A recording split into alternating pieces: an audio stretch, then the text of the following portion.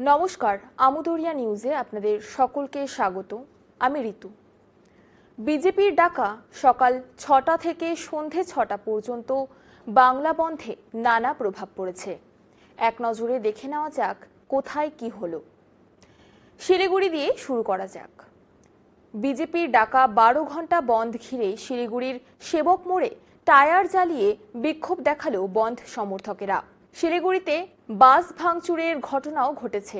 উত্তরকন্যায় উপস্থিতির হার ছিল প্রায় স্বাভাবিক। শিলিগুড়ির পুরসভাতেও প্রায় স্বাভাবিক কাজকর্ম হয়েছে। বিজেপির ডাকা বন্ধ ঘিরে উত্তাল হয়েছে পুরাতন মালদা, যেখানে প্রায় রণক্ষেত্রের আকার নেয় এলাকা। পরে পুলিশের হস্তক্ষেপে নিয়ন্ত্রণে আসে এলাকার পরিস্থিতি। বন্ধের প্রভাব পড়েছে কোচবিহার শহরেও। জনজীবন প্রায় স্তব্ধ। ব্যবসায়ীদের মধ্যে প্রভাব পড়েছে। এদিন ভবানীগঞ্জ বাজার সহ কোচবিহার শহরে হাতে গোনা কিছু দোকানপাট বাদ দিয়ে বাকি সবই বন্ধ ছিল। দক্ষিণ দিনাজপুরের কুসুমন্ডিতে পুলিশ আধিকারিককে কটূক্তি করার অভিযোগ ওঠে।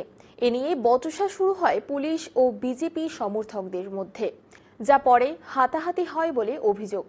পশ্চিম বর্ধমানের জামুরিয়ায় বিজেপির বন্ধ ঘিরে ধুন্ধুমার। বচসা ধস্তাধস্তিতে জড়িয়ে পড়ে দুই পক্ষ।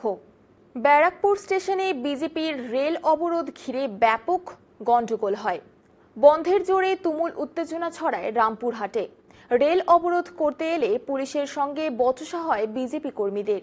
আপাতত এটুকুই। আবার ফিরব অন্য খবর নিয়ে। ধন্যবাদ।